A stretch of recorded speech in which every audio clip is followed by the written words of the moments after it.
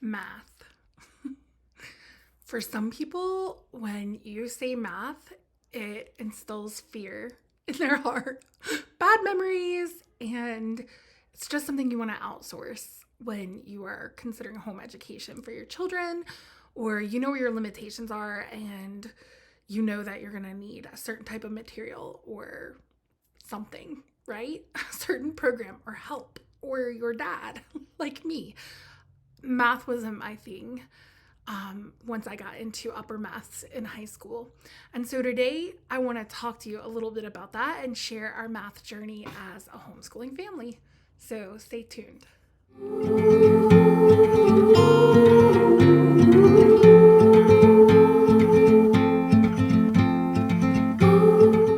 Welcome back to Kindle Togetherness. I am Sarah Ruth, and I'm the mom behind our website, www.kindletogetherness.com, as well as who you'll see on most of these videos. Here at Kindle Togetherness, we share about faith-filled homemaking, faith-filled learning, and faith-filled adventures. Today, we're going to be talking about learning, and like I said before, we're going to dive into our math journey as a homeschooling family. Before we do that, can I ask for a big favor? If you have watched any of our videos and enjoyed them, would you go ahead and give us a subscribe so that you can be notified each time we make something new? If you liked one of our previous videos, the chances are that you might like another one, or it might be helpful to you. Also, I try really hard to keep up with the comments and interact with everybody, answer questions. So if you have a question or if you have a comment or suggestion, please put those in the comment sections so that I can see them, and I will do my best to answer your questions or direct you to somebody who can. I also take suggestions for videos if you have questions or topic suggestions, so feel free to pop those in the comment section too. Furthermore, if you see or hear of something in this video, I will do my best to put links to those things in the information section of the video so that you can find them easily. All right, let's dive in. Let's talk about our journey. So the one product that I do not have in my house any longer to show you is the Good and the Beautiful Math. So way back when, I feel like an old person now, when my youngest son was 5, I started him in the kindergarten, the Good and the Beautiful Math curriculum. And at the time, it was actually a wonderful fit for him, and it gave him all of the basic math skills that I wanted him to have at that age. It was very gentle. It was very short. One lesson took us maybe 10 minutes. I felt very good about the pacing and the information and the presentation. As time went on, I continued to use that curriculum for him all the way into 3rd grade math. And during his 2nd grade year, they made changes. They made significant changes to the math curriculum. They revamped it. They listened to some feedback from various people who use it or who didn't use it for certain reasons, and they implemented new things. And when I got the revamped curriculum, I realized that the changes they had made weren't going to suit our family anymore. And it was for a variety of reasons. The lessons felt longer. They felt more workbooky to me. There was a lot of extra busyness in the math. Like when I opened it, it was just visually very overwhelming and overstimulating to me. However, I will say that I felt like my eldest son got a really good, firm foundation in math through their curriculum, but it was the original version of their math when it first came out. It is not the new Simply, the Good and the Beautiful Math. So that was the beginning of our math journey. My rising 3rd grader also used it for about a year, and but also, during that time period that we were using the Good and the Beautiful, I began to delve even more into Charlotte Mason's ideas and what she had to say about math. Because on my Charlotte Mason journey, the first things that, I learned about was how she approached history and reading and literature and all these things. And I kind of made some assumptions or glazed over some math portions. I also listened to a lot of the voices out there. Can you raise your hand if that's you? Sometimes we get our information from people like Sarah Ruth, right? She's like, Miss Mason says this, or the Charlotte Mason way is this. And so you just take it, right? And you own it. So I had done that. I had read that The Good and the Beautiful was Charlotte Mason inspired math, and that because it had a narrative, because it had a story throughout, that made it Charlotte Mason math. Did you know that's not true? Yeah. So Miss Mason did not suggest using story format for math lessons with children. While she's very much about living books, that wasn't how she presented math information. And so as I began to read what she did say about math, I realized that the approach that she had actually was better than giving children a story, or just some of the things that weren't working for us with The Good and the Beautiful.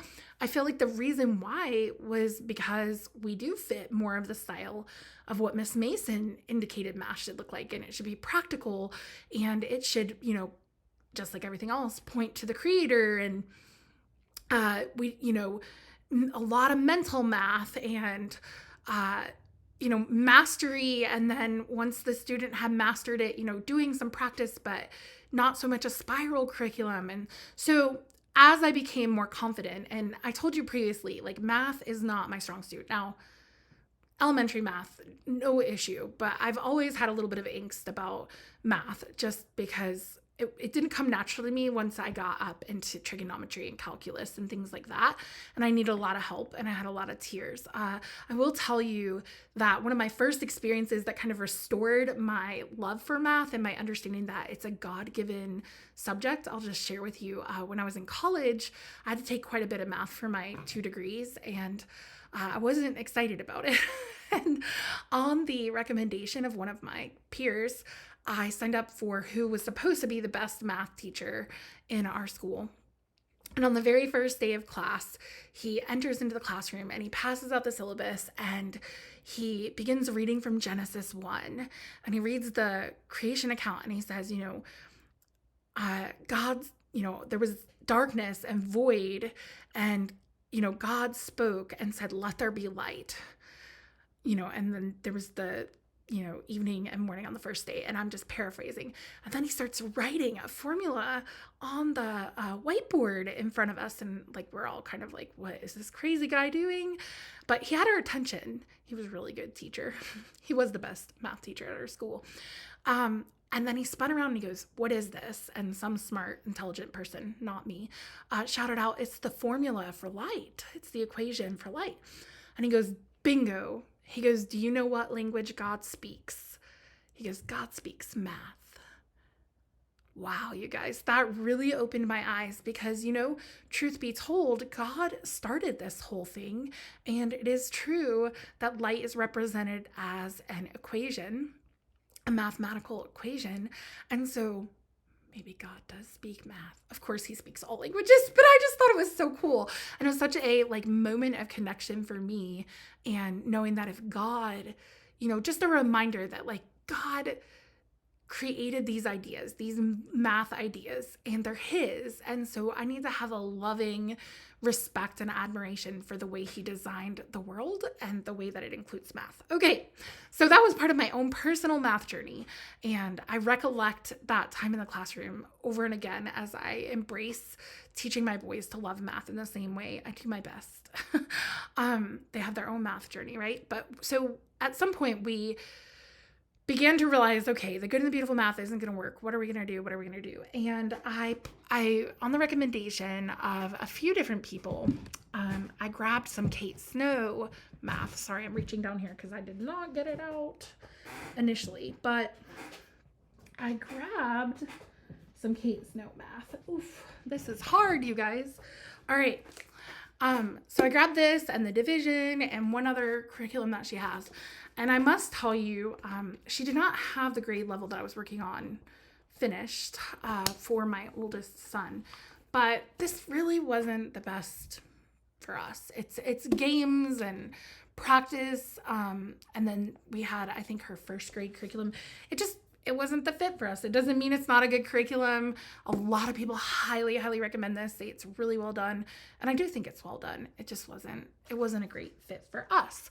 I will say that in these math multiplication that sticks and the division that sticks, it's a lot of like cutting out little games and these little pieces. And I'm just not that mom. Like if I have to keep up with a whole lot of small things, I'm not a type A personality. Like my organization, it exists, but it's not that good to keep up with that stuff year after year. So then as I researched, I came across this series, the Charlotte Mason Elementary Arithmetic series. It's written by, and I'm going to say her name wrong probably, but Rochelle Barberina. And Rochelle is a treasure. She's an artist and she's a mathematician. Impressive, right? But she's written these for Simply Charlotte Mason. And for us, these have been a wonderful fit. And I want to read to you. This is from the book Ourselves. And they have it in the front of this book. And it says, "The principality of mathematics is a mountainous land, but the air is very fine and health-giving, though some people find it too rare for their breathing. It differs from most mountainous countries in this, that you cannot lose your way, and that every step taken is on firm ground. People who seek their work or play in this principality find themselves braced by effort and satisfied with truth." And I think one thing to note about math that is such a living idea is that math is true. You know, there's a finality in the answers. There's not many answers to 2 plus 2. You know, in a base 10 system, 2 plus 2 always equals 4. It's always going to be the same. It's absolute.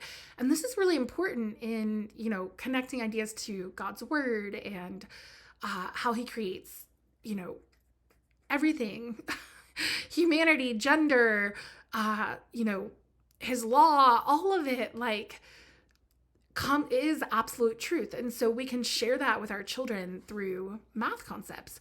But this is the math that we ultimately landed on. And right now there are a total of 4 of these out in print. And I actually own all 4 now. Yeah. Just in the past couple days, I got my last version. But there are some things I really like about this that I'm going to take a second and discuss with you. So one, it's based on Miss Mason's principles, which when I began to dig deep, I realized that was the direction that I wanted to go, and I wanted to understand it better, and I wanted to offer it to my children. So the book 1 is, you know, you're talking your 6-year-old. I actually started it around 5 with one of my kids. You know, it's basic learning to write your numbers, learning what 1 represents, what does 2 represent, what does 3 represent, how do we write that, how do we make 1, how do we make 2, and a lot of people will say, well, there's no manipulatives. You can buy a kit that comes with this, and it has like perler beads and buttons. It's all things you can find around your house, which was Miss Mason's suggestion, like use what you have. So you certainly don't have to buy their kit, but their kit's nice. It has, you know, everything in it, and then you don't have to go hunting things, but you could easily just grab things from your house. You could absolutely use rocks from outside or sticks, especially in this book 1 when you're teaching like a 5, 6, 7-year-old. So this book 1 takes your student, I believe, all the way up to an understanding of 100. Now I could be wrong. Let me check myself. Yeah, it does. So at the very beginning of each of these books, they provide the concepts in the book, and it should, you know, counting 1 through 100, investigation and analysis of 1 through 100, numerals 0 through 9, the symbols of addition and subtraction and equal, place value through 100, numeration and notation, money through $1, so you work with money. But a lot of what I liked about this was it's a very practical. It's things your child can use right away. So as you introduce money, they encourage you to use real money. You make a little coin pouch with your student, and they immediately begin, you know, understanding money, and you can take them to the store, to the Dollar Tree, or have a little store in your house. So I highly recommend these. These are what are working great for us. There is practice in the back, and there's these, it's so well made. It's beautifully bound, and they have ribbon bookmarks, so I just mark my place. But they also have like practice sums and in the back so that you can be sure and do mental math practice and like rapid oral reviews. I have my kids get up and move for those. So it tells you the timing of the lessons. Along with this, they suggest getting this book here, which is like a resource for the parent and kind of gives you instruction on how to present things and how to teach them to your child. There's also a DVD that goes with you, so it's a really helpful resource. And then the other thing is there are exam questions set up within this book. So in the back you have your exams and it tells you what questions you can ask your student. So anyway, I found this to be very organized and well set up and just fairly open and go. I feel like the concepts in this you don't, as a parent, need to really review. So this was book 1. And then book 2, I continued on.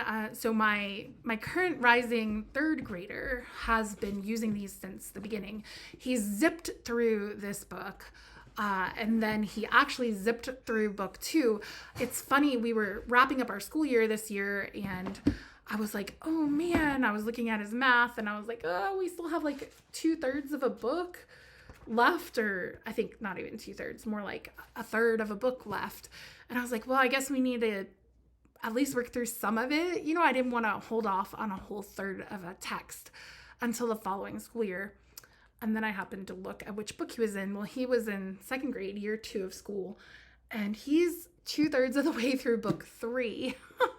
So anyway, I was like, oh, we can stop. He's good. So without me even recalling, he kind of zipped his way through this. Now, this book introduces multiplication. And regarding manipulatives, you know, it has suggestions for how to do that. It says, you know, absolutely, if your student still needs them, use them. But it's not as manipulative heavy as some resources like Math UC and The Good and the Beautiful. So it's a little more straightforward, I feel like. And in order to properly execute these lessons from these books, you do need like a whiteboard or a chalkboard because these are not consumables. As you can see, they're like heirloom quality texts that, you know, are going to last for the duration. You're going to use them for multiple children. So let me tell you what happened when my rising 3rd grader was ready to go into a 4th grade math. Sadly, the 4th book in the series was not ready. They did have a PDF ready, like a quarter of the way or half the way through our year. But at that point, I couldn't just wait.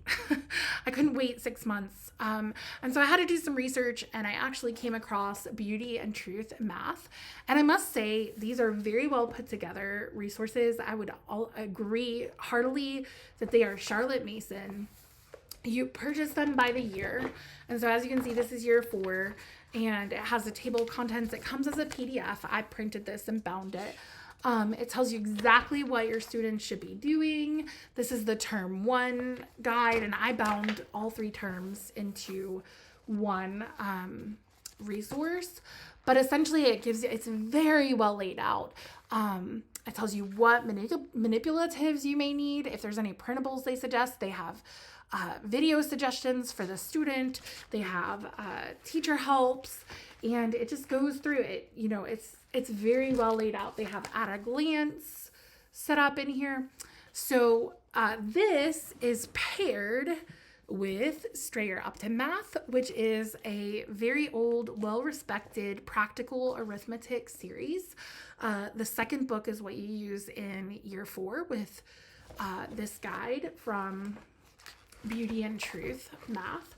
And so they tell you which pages to go to, how to use them, etc. I personally would not attempt to use this without this, because this is what brings the beauty and the truth to it. It was well named. If you were to just straightforward work through this, I find it very dry, probably redundant. There's a lot of practice in here, and your student doesn't always need that if they've mastered something, but it's nice to have if they need practice. And Beauty and Truth does a great job sending you back to pages, and they're like, if your kid needs practice with division, practice with multiplication, practice multiplying fractions, practice converting, improper fractions to proper fractions. Here are the pages you should go to this week and get some practice problems. So I did appreciate that about Beauty and Truth. So I do recommend this curriculum. However, this curriculum is more comfortable for me. So this is what I will be flying back into with my grade 3 student. He'll continue in these. Sadly, due to the age and the progression of my rising 5th grader, I don't feel like we can go back to this because book 5 is not ready. And I don't know. I just don't feel like we can start in book 4. I don't know. It's quandary. So I think we may just continue finishing out with Beauty and Truth. And these guides go all the way up into higher and higher levels. I think I saw that they just released like grade 6 or year 6 materials. And these are rigorous. Both of these series I find to be quite rigorous. Blaze, my eldest son, is in, just finishing up 4th grade and was working on like multiplying and dividing fractions and, several different types of long division and just a lot of great concepts. And so anyway, a couple other things I wanted to show you real quick that have worked for us in math. This is from Simply Charlotte Mason. If you buy the kit that comes with like these series, they include one of these, but it's a grid notebook. This is my extra one. And it's great for your primary students, like your grades 1 through 3, I feel like need this larger setup of grid. And it was reasonably priced. They're like $8 if you buy them by themselves. And then let's see if I can find it. Well, my eldest has a smaller grid paper. I thought that I brought his book over here. I didn't. Let me go grab it for you. So for his math, he is 10 and a half. And for his math, I purchased grid paper that fits inside his travel notebook.